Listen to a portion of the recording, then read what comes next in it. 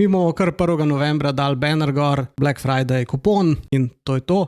Pa dajva začeti kar s tem, koga targetira, torej kje segmente bi ti postavil.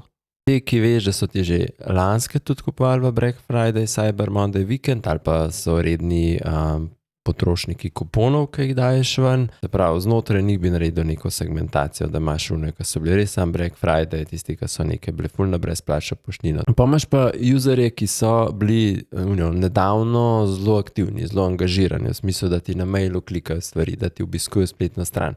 Ampak ne zaključijo nakupa. Te bi v bistvu motiviral z tem, da bi rekel, ok, imate ekstra dostop predčasni do nekih ugodnosti. Se pravi, mogoče popust enak, kot pri prvih, sam rečeš, prej na voljo, pa veš tako v smislu, imaš malo ta moment, ki pa v bistvu je ta fear of missing out, da boš zamudil, pa je ta izdelek. Pa so recimo neki spletni obiskovalci, tukaj bi začel s temi aktivnostmi, kaj zamujajo, ko ne dajo zadev gor. Tako je, ampak so pa vse neki kupci, tudi če imaš, ne vem, neko trgovino, rečva Merkur, zelo splošna, mogoče kdo bolj v zadnjem obdobju bil zelo v kategoriji, ne vem, kuhinjskih nekih aparatov, pa to mogoče ga tam probaš zaangažirati. Eno stvar, ki bi pa rekel, je pa res dober imeti zdaj poudarek, je pa na vseh tistih userjih, ki so v bistvu v zapuščenih košarci, ker teh zapuščenih košarc je v tem novembrskem obdobju oziroma obdobju Cyber Mondaya pa Black Fridaya je tako lahko tudi za 80% več. In zdaj je čas, da se v bistvu zapuščena košarca,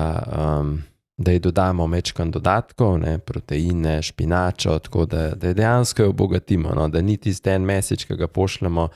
Pogledati mogoče, kjere kampanje, pa kjeri segmenti so lansko leto najbolj funkcionirali in tam videti, kje imamo neke številke, s katerimi se je smiselno ukvarjati, ker jasno ne bomo delali z 20 segmenti in si izbrati top 3, top 5 segmentov, na katerih bomo pa gradili. Ne?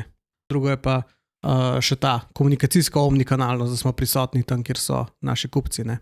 Ampak je pa definitivno kanal, ki je zelo odziven, zelo intimen, ampak je pa tako, da je to super kanal za neke časovno omejene ponudbe. Imaš nekje v glavi 24 ur, pol je pa fajn SMS, pa lahko rečeš, samo še 2 uri zdaj to velja. Ne? Zdaj, social media se mi zdi zelo pomemben element, zaradi tega, ker v poplavi pa zelo popularnosti na Black Friday ful vplivajo TikTok ads-i, TikTok kot sam, pa live shopping, reelsi, a sem kaj pozabil od teh, shortsi na YouTubeu, to ima res izjemne konverzije na Black Friday vikend.